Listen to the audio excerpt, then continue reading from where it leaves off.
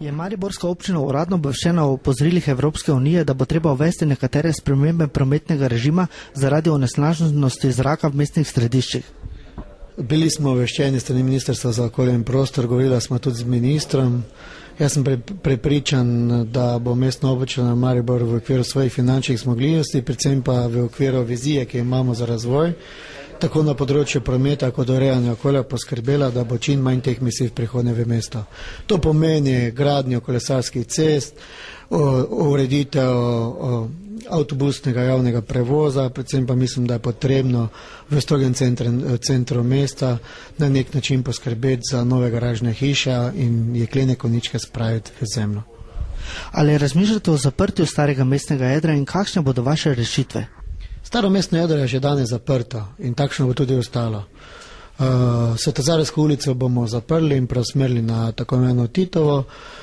Sam osebno pa sem prepričan, da bo strategija razvoja prometa z nekaterimi ukrepi, to pomeni zelenjeval na semaforjih, to pomeni, da tudi krožišča, ki jih bomo gradili, promet nekoliko drugače stekel in tudi s tem bo manj onesnaževanja okolja v samem mestu in starem mestnem jedru.